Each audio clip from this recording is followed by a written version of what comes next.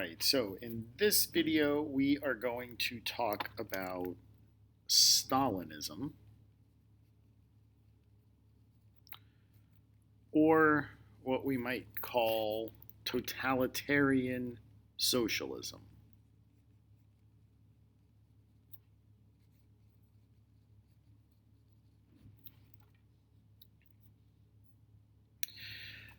So we've got this idea of totalitarianism, which is the idea that a government takes or tries to take total control over society and daily life. And that's what we'll see in the Soviet Union under Joseph Stalin. So after the Russian revolutions,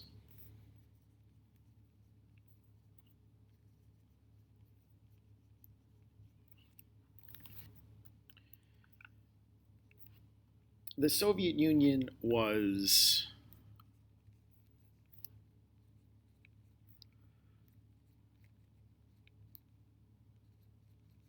ostracized internationally. So they were ostracized from the Paris Peace Conference,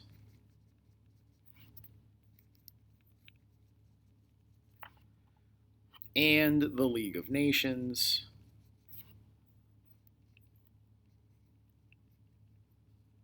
They weren't allowed to join the League of Nations until 1934.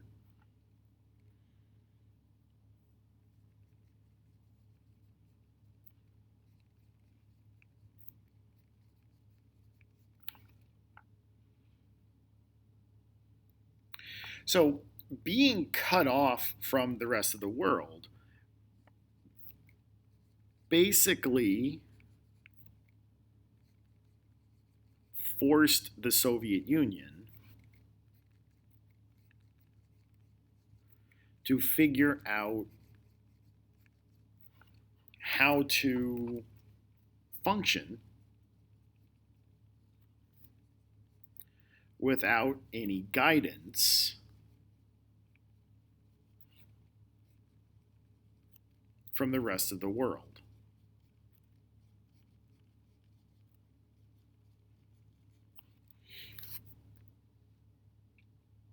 Which is also more or less what happens to the Chinese after the Chinese Revolution in 1949, but that's kind of outside the scope of our course.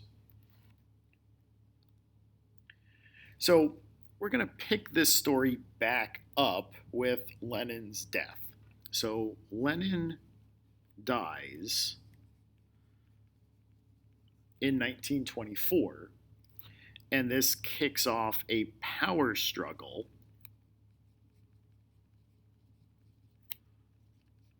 within the Communist Party, because Lenin did not name a successor.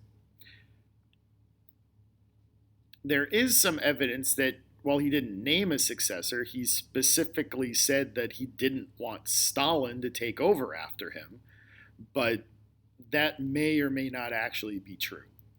What we do know is that there was this power struggle within the Communist Party as to who would actually take over for Lenin.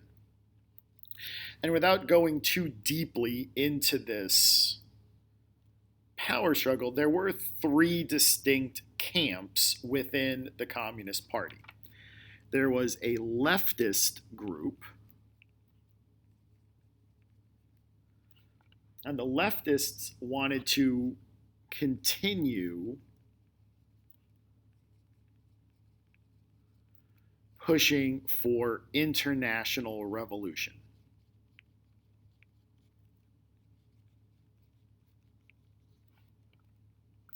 There is a center group,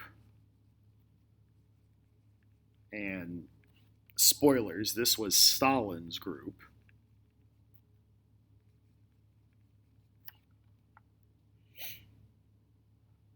And these guys had their power in the military and the bureaucracy.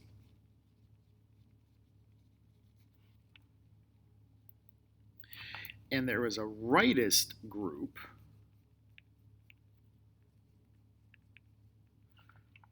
And these guys wanted to continue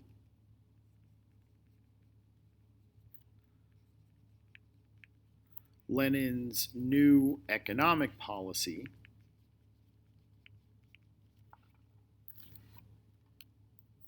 and promote those kind of neo-capitalist ideas. This might be what we see in China right now, but long story short, this is the group that wins.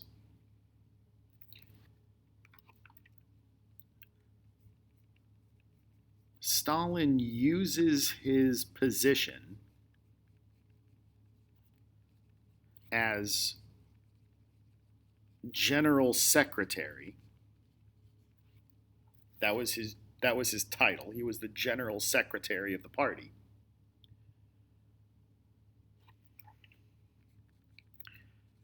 To ensure that the party was full of his allies. So what the general secretary does is he's the guy that fills vacant positions and settles disputes between party members. So it's kind of a boring job, and nobody really wanted this job, but Stalin saw the possibilities within this job.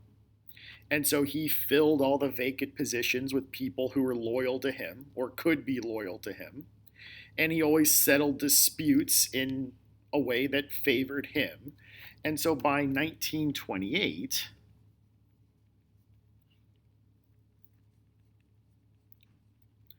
Stalin used his position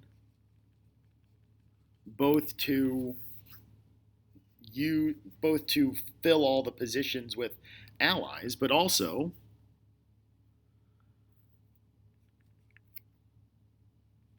to eliminate all his rivals.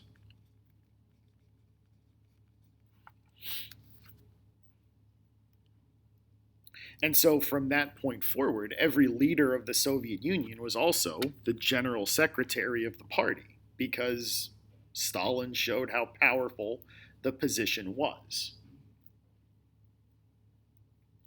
Now, it's around this time that Stalin starts to implement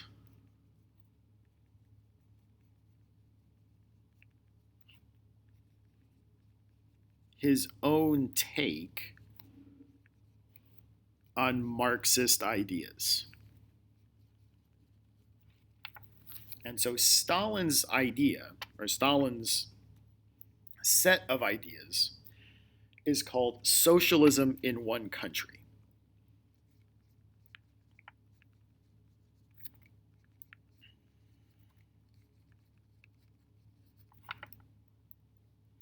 Now, based on what we already know about Marx and what Marx thought, socialism in one country should be an oxymoron or a paradox. It's something that should not happen.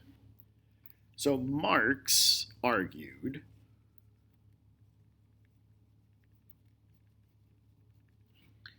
that socialism was international.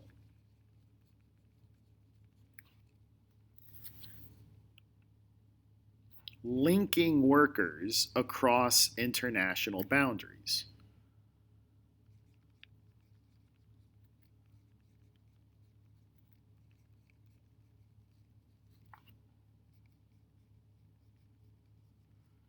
So it didn't really matter if you were a British worker, an American worker, a Russian worker, a German worker. What mattered was that you were a worker.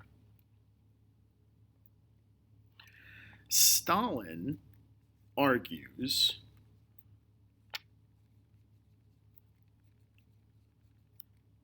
that socialism can be created in one country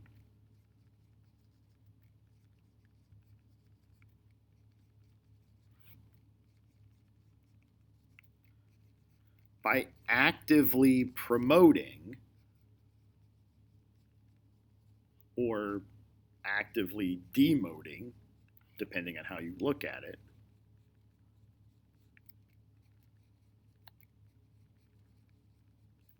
the interests of the working class.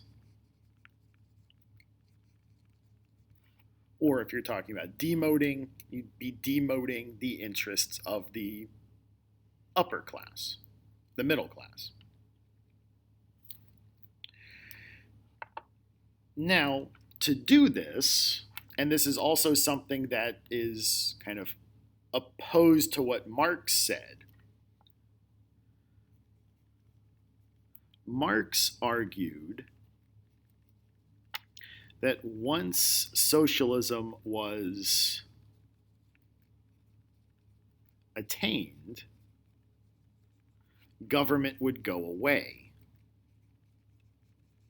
We wouldn't need it anymore. Stalin says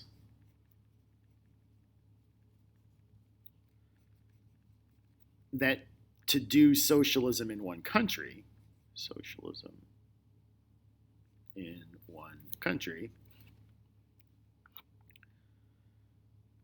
you need a giant government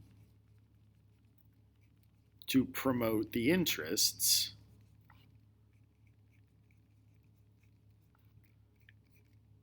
of the workers.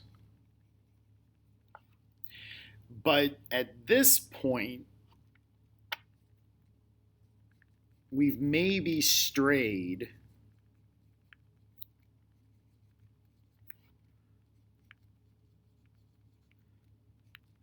too far from Marx.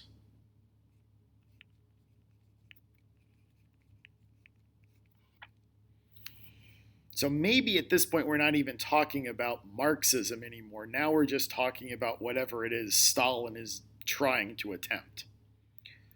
So you could make an argument that this isn't really Marxist or socialist anymore. This is just straight up authoritarianism. This is just whatever Stalin wants it to be, called socialism.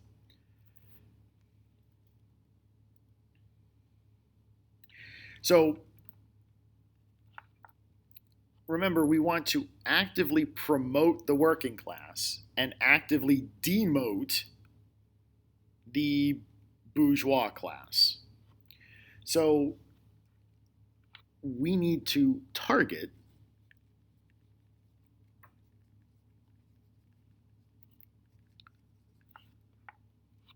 the people who benefited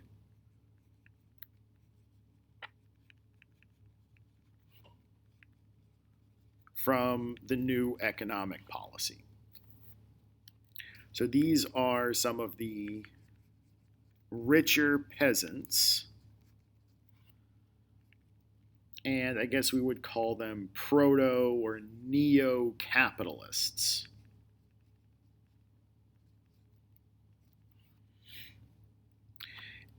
And for our sake, these guys are all labeled, let's actually spell that correctly, kulaks.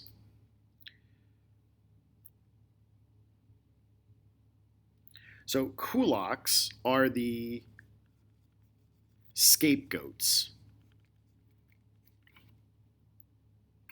These are the people that are going to be arrested and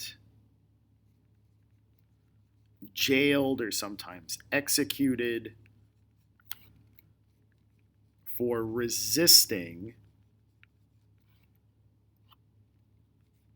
Stalinism.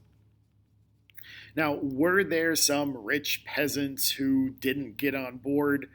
Yes. Were there some neo-capitalists who didn't want to participate in this? Yes. But most of these people were not rich peasants or proto-capitalists. Most of these people were simply people that didn't like what Stalin was doing. And so we've seen this same kind of like rule by fear tactic. This is the same tactic used by Robespierre during the French Revolution. It's the same tactic that would be used by Hitler in Nazi Germany. So this is not a new thing. This is something that's been used quite a bit. Now, another big component of Stalinism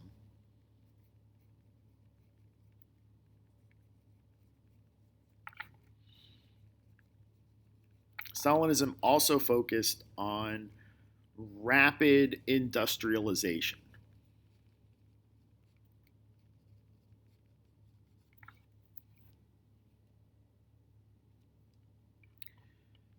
And forced collectivization of agriculture. So we'll talk about both of these separately. So the industrialization part was actually pretty easy.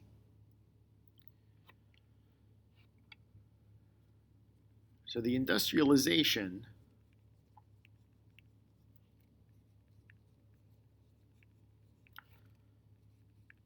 was pretty easy to achieve.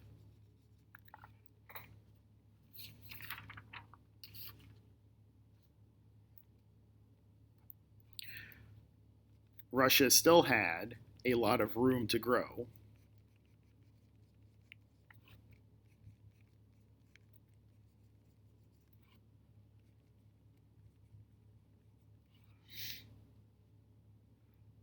And like in the United States, with the New Deal, government involvement in this was necessary.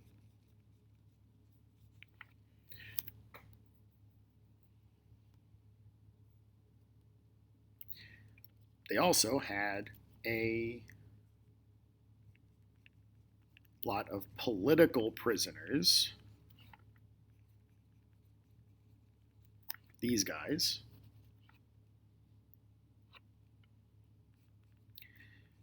And actual German prisoners from World War I to do free labor.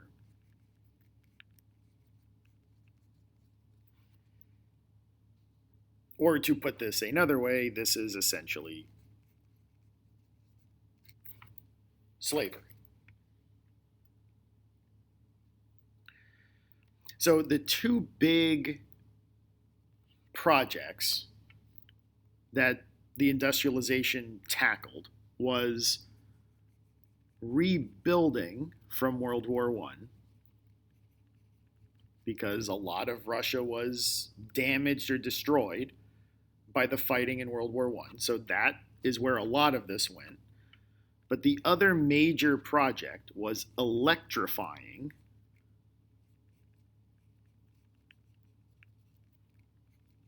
the Soviet Union. This was a giant undertaking and required a huge government intervention.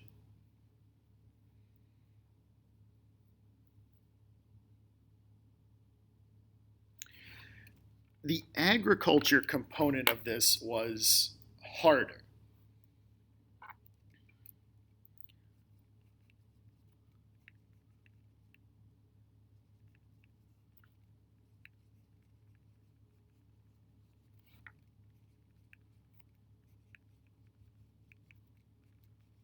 And it met more resistance.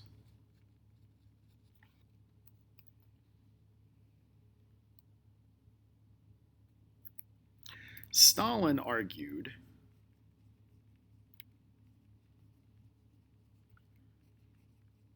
that collectivizing the agriculture basically working on government farms.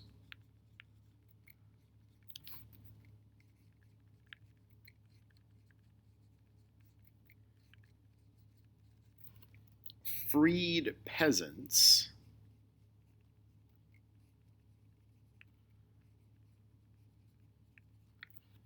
from working for greedy kulaks.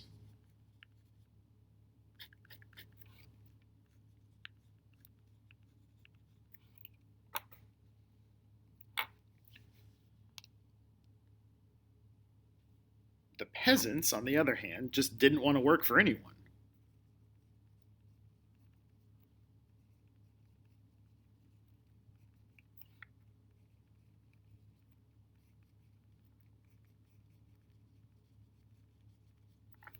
The peasants just wanted to work for themselves. They didn't want to work for the government. They just wanted to be a farmer for themselves. But anyone who resisted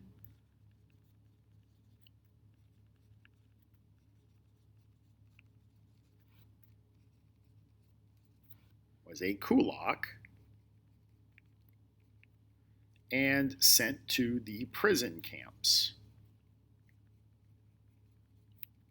called the Gulags.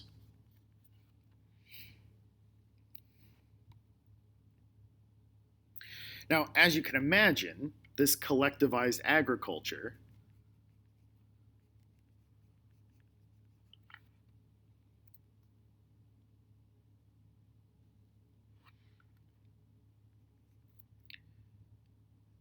this resulted in a decline in food production.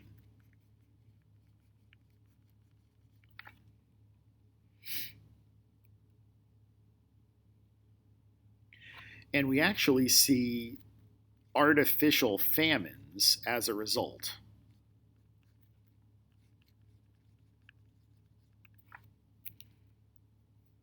So Stalin kind of moved food around because there wasn't enough food.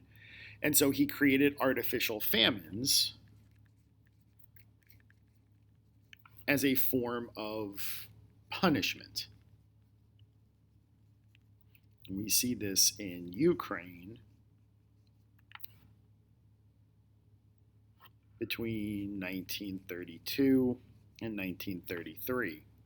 And this is another example of a possible ethnic cleansing. And this is known in Ukrainian history as the Holodomor.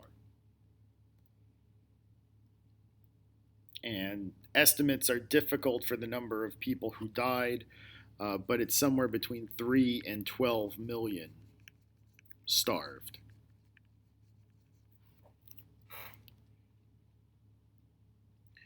Modern interpretations of this seem to think that Stalin was punishing the Ukrainians for resisting, and so tried to kill as many of them as he could by directing food away from Ukraine.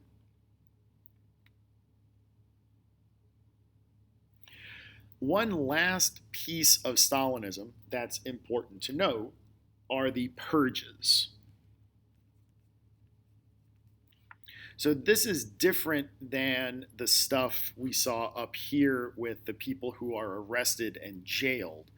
The Purges were a mechanism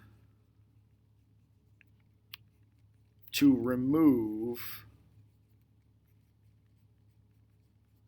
possible political opponents for Stalin. So this was a mechanism to remove Stalin's political opponents.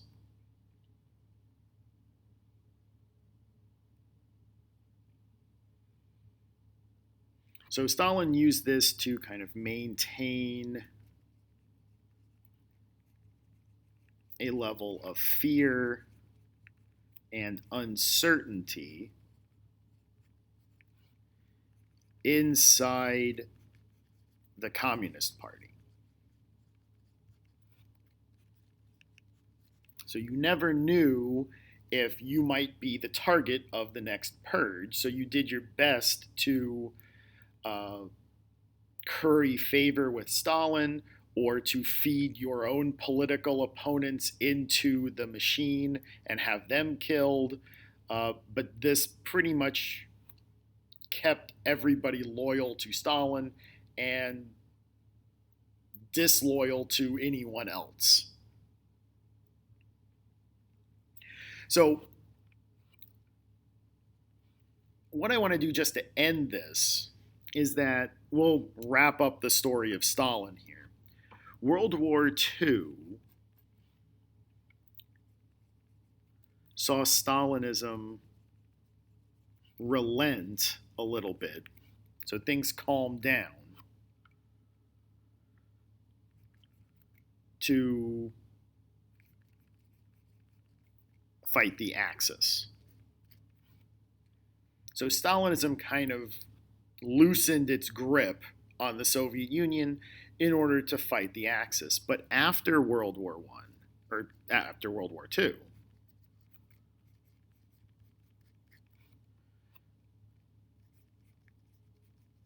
Stalinism came back even harder.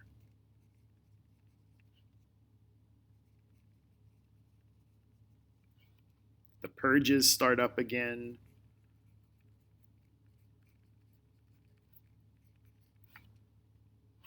The 5-year plans start up again.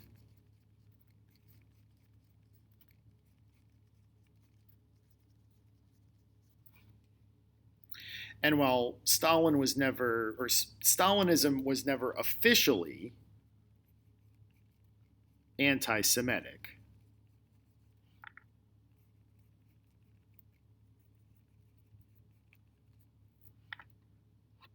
Stalin himself was.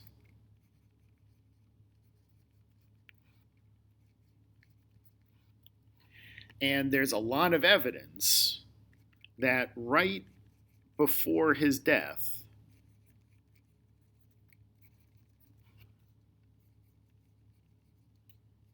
in 1953,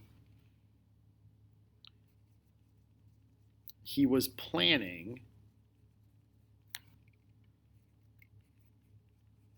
a purge of Jews in the Soviet Union. But thankfully, Stalin died before he could actually put that in place. So hopefully this is a more or less concise look at what Stalinism is, or totalitarian socialism. In our next set of videos, we'll talk about the Weimar Republic and how Germany handled the Great Depression and how it was unable to stop the rise of Hitler. But that'll be our next couple of videos talking about the rise of Hitler in Germany. So until then, this is Mr. Nissen signing off.